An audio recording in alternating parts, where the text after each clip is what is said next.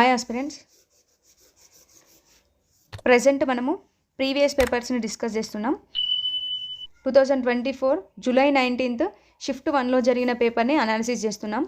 అందులో భాగంగా మనం సైన్స్ బిట్స్, మ్యాథ్స్ బిట్స్ టోటల్గా కంప్లీట్ చేసేసాం. ప్రజెంట్ వచ్చేసి సోషల్ బిట్స్. ఈ సోషల్ బిట్స్ని కూడా విత్ టెక్స్ట్ బుక్ ప్రూఫ్తో సహా అనాలిసిస్ చేద్దాం. అండ్ ఒక చిన్న రిక్వెస్ట్, నా వీడియోస్ మీకు యూస్ఫుల్గా అనిపిస్తే మాత్రం డెఫినెట్గా ఒక లైక్ చేయండి. ఎందుకు లైక్ చేయమంటున్నా అంటే, నేను చేసే కంటెంట్ అనేది మీకు యూజ్ అవుతుందా లేదా అనేది నాకు మీరు చేసే లైక్ వల్లనే తెలుస్తుంది. సో మీకు యూజ్ అయితే మాత్రం కంటెంట్ డెఫినెట్గా ఒక లైక్ చేయండి. మీరు ఇచ్చే లైక్స్ని బట్టి నేను ఇంకా మంచి కంటెంట్ చేయడానికి ట్రై చేస్తాను.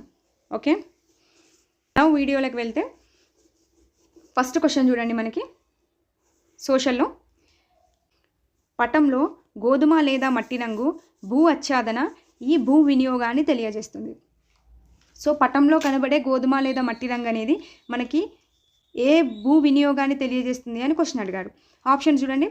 ఫస్ట్ ఆప్షన్ పంటలు సాగవుతున్న ప్రాంతం. సెకండ్ ఆప్షన్ వ్యవసాయానికి అనువైన భూమి. థర్డ్ ఖనిజాలతో కూడిన ప్రదేశాలు. ఫోర్త్ పీఠభూములు మరియు చిత్తడి నేలలు. వీడియో అనేది కాసేపు పాజ్ చేసి ఆన్సర్ చేయడానికి ట్రై చేయండి. ఈ బిట్ వచ్చేసి మనకి ఏ క్లాస్ నుండి వచ్చిందో చూద్దాం. చూడండి, 8th క్లాస్ సోషల్ ఫస్ట్ లెసన్లో ఉన్న పటాల అధ్యయనం విశ్లేషణ అనే టాపిక్ నుండి రావడం జరిగింది. అయితే మనకి ఇక్కడ ఒక పట్టికను మెన్షన్ చేయడం జరిగింది. దీంట్లో నుంచే మనకు ఆ బిట్టు పడింది. సో ఈ పట్టిక అనేది చాలా ఇంపార్టెంట్. టెట్లో కూడా ఈ పట్టిక నుండి నెంబర్ ఆఫ్ బిట్స్ ఫ్రేమ్ అయినాయి. సో ఇప్పుడు మనకు అడిగింది ఏంటి? గోధుమ లేదా మట్టి రంగును అడగడం జరిగింది. సో ఇది దేన్ని సూచిస్తుంది? వ్యవసాయానికి అనువైన భూములు. Okay, clear. ఇప్పుడు క్వశ్చన్కి రండి. చూడండి, గోధుమ లేదా మట్టి రంగు దేన్ని తెలుపుతుంది? పంటలు సాగవుతున్న ప్రాంతం కాదు. వ్యవసాయానికి అనువైన భూమి ఎస్.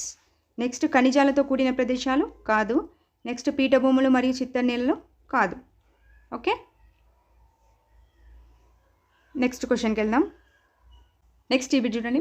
తెలంగాణ రాష్ట్రంలోని చాలా ప్రాంతాలు సగటు సముద్ర మట్టానికి ఎగువన దాదాపు ఈ ఎత్తులో ఉంటాయి. ఓకే, ఆప్షన్స్ ఏమి ఇచ్చాడు?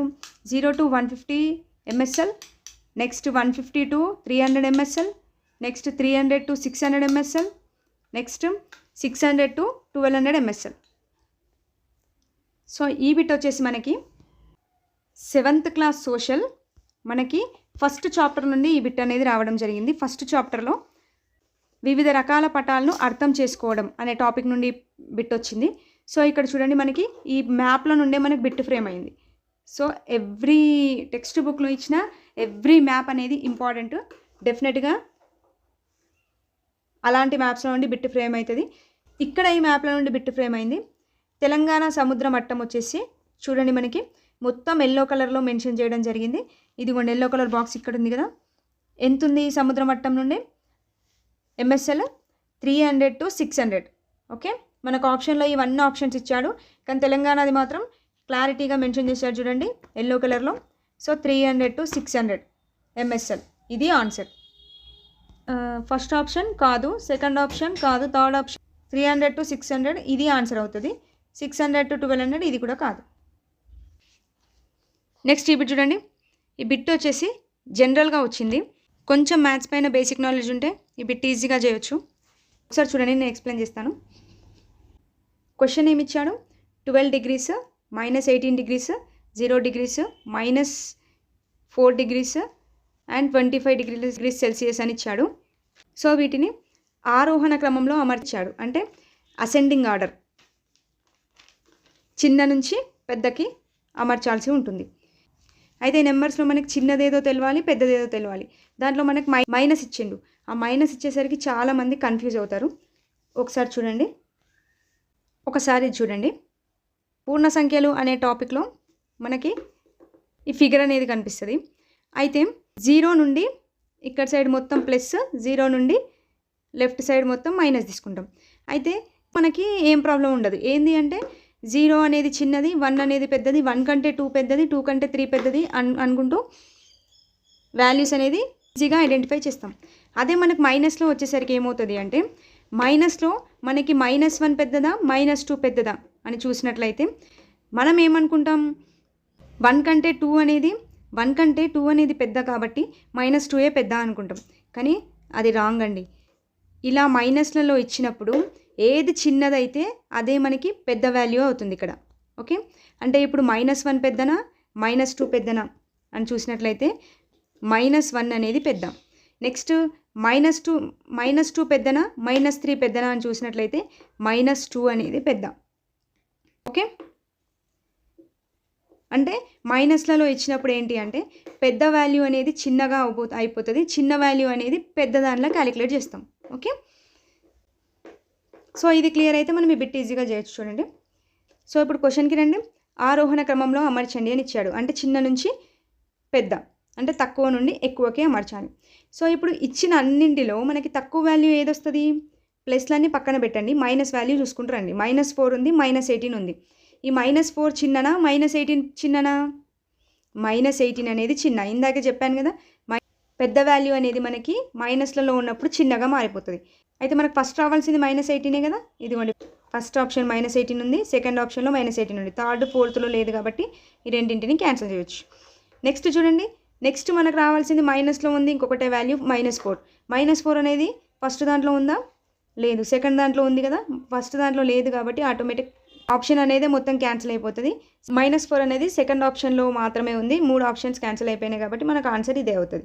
నెక్స్ట్ చూడండి, 0నే కదా వచ్చేది. నెక్స్ట్ 0 తర్వాత 12, 12 తర్వాత 25. ఓకే, ఇది మనకి ఆరోహణ క్రమం అవుతుంది. ఇన్ కేస్ మనం ఇక్కడ నుంచి రాసుకుంటూ పోతే అది అవరోహణ క్రమం అవుతుంది. క్లియరా? నెక్స్ట్ బిట్కి వెళ్దాం. నెక్స్ట్ ఈ బిట్ చూడండి, ఎస్కిమోలు మొట్టమొదటగా చూసిన యూరోపియన్లు ఎవరు? ఓకే, ఎస్కిమోలు మొట్టమొదటగా చూసిన యూరోపియన్లు.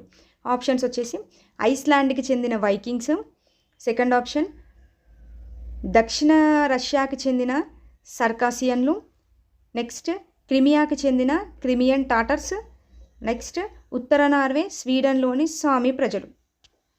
ఈ బిట్ వచ్చేసి మనకి 8th క్లాస్ 4th లెసన్లో ఉన్న ధ్రువ ప్రాంతాలు అనే టాపిక్ నుండి రావడం జరిగింది. ఓకే, ఇన్ఫర్మేషన్ ఏమి ఇచ్చాడు చూడండి. ఎస్కిమోలు మొట్టమొదటిగా చూసిన బయటి వాళ్ళు ఐస్లాండ్ నుంచి వచ్చిన గ్రీన్లాండ్లో నివాసం ఏర్పరచుకున్న వైకింగ్లు. ఓకే, అంటే ఐస్లాండ్కి చెందిన వైకింగ్లు. ఎవరు? ఎస్కిమోలు మొట్టమొదటిగా చూసిన బయటి వాళ్ళు. ఓకే, ఇప్పుడు బిట్కి రండి. ఎస్కిమోలు మొదటగా చూసిన యూరోపియన్లు ఎవరు? ఫస్ట్ ఆప్షనే ఐస్లాండ్కి చెందిన వైకింగ్స్లు. దక్షిణ రష్యాకు చెందినవారు కాదు, క్రిమియాకి చెందినవారు కాదు, ఉత్తర నార్వేకి చెందినవారు కాదు. ఓకే, నెక్స్ట్ బిట్కి వెళ్దాం. యూరప్ ఖండానికి దక్షిణ సరిహద్దు అయిన కాకసస్ పర్వతాలు వీటి మధ్య ఉన్నవి అని ఇచ్చాడు. ఆప్షన్స్ ఏమిచ్చాడు? ఫస్ట్ వన్ కాస్పియన్ సముద్రం మరియు నల్ల సముద్రం, సెకండ్ వన్ యూరల్ పర్వతాలు కాస్పియన్ సముద్రం, థర్డ్ వన్ నల్ల సముద్రం ఆల్ప్స్ పర్వతాలు, ఫోర్త్ వన్ ఆల్ప్స్ పర్వతాలు యూరల్ పర్వతాలు. ఓకే, ఈ బిట్ వచ్చేసి మనకి 7th క్లాస్లో ఉన్న 5th చాప్టర్ అయిన యూరప్ అనే ఖండం నుండి ఈ బిట్ అనేది ఫ్రేమ్ అయింది. చూడండి, మనకి డైరెక్ట్ బిట్ అండి. దక్షిణ యూరప్ ఖండ సరిహద్దుల్లో కాస్పియన్ సముద్రానికి నల్ల సముద్రానికి మధ్య ఉన్నవే కాకసస్ పర్వతాలు. ఓకే, మనకు అడిగింది కాకసస్సే కదా. సో ఇవి కాస్పియన్ సముద్రానికి నల్ల సముద్రానికి మధ్య ఉన్నాయి. ఓకే, ఇప్పుడు బిట్కి రండి. పెట్టండి ఆన్సర్. వేటికి మధ్య ఉన్నాయి? ఫస్ట్ ఆప్షన్ చూడండి, కాస్పియన్ సముద్రం మరియు నల్ల సముద్రం, ఇదే కదా answer. Yes. Second option Ural పర్వతాలు కాస్పియస్ కాదు, నల్ల సముద్రం ఆల్ఫ్ కాదు, ఆల్ఫ్ పర్వతాలు యూరల్ కాదు. Okay, first option right. ఏంటి? కాకసస్ పర్వతాలు కాస్పియన్ సముద్రం నల్ల సముద్రానికి మధ్య ఉంటాయి. Okay, next bit. ఈ బిట్ చూడండి, పట్టణ ప్రజల జీవితాలను వివరిస్తూ శూద్రకుడు రచించిన ఆసక్తికరమైన నాటకం ఏది? ఓకే, శూద్రకుడు రచించిన ఆసక్తికరమైన నాటకం. ఆప్షన్ చూడండి, Abhijnana Shakuntalam, next Mrichchhakatikam, next Gatha Saptashati, next Buddha Charitam. ఇది కూడా డైరెక్ట్ బిట్. ఇది వచ్చేసి మనకి చూడండి 7th క్లాస్లో ఉన్న భాష లిపి గొప్ప గ్రంథాలు అనే టాపిక్ నుండి రావడం జరిగింది. ఇన్ఫర్మేషన్ చూడండి, శూద్రకుడు పట్టణ ప్రజల జీవితాలను వర్ణిస్తూ రాసింది మృచ్ఛకటికం. ఓకే, పట్టణ ప్రజల జీవితాలను వివరిస్తూ శూద్రకుడు రాసింది మృచ్ఛకటికం. మనకి ఆప్షన్లో మనకి ఈ మృచ్ఛకటికం ఒకటి ఇచ్చాడు, పైనే ఉన్న అభిజ్ఞాన శాకుంతలం కూడా ఆప్షన్లో ఉంది. ఓకే, ఇప్పుడు బిట్కి రండి. చూడండి ఏంటి శూద్రకుడు రాసింది, మృచ్ఛకటికం. ఏ option? Second option Mrichchhakatikam. Abhijnana Shakuntalam కాదు, గాథా సప్తశతి కాదు, బుద్ధ చరితం కాదు. ఓకే, ఈరోజు వచ్చేసి ఒక 6 బిట్స్ చూసామండి. నెక్స్ట్ రేపటి వీడియోలో సోషల్లో ఉన్న ఇంకో 6 బిట్స్ చూద్దాము. ఓకే, వీడియో యూస్ఫుల్గా అనిపిస్తే మాత్రం డెఫినెట్గా ఒక లైక్ చేయండి. Thank you for watching.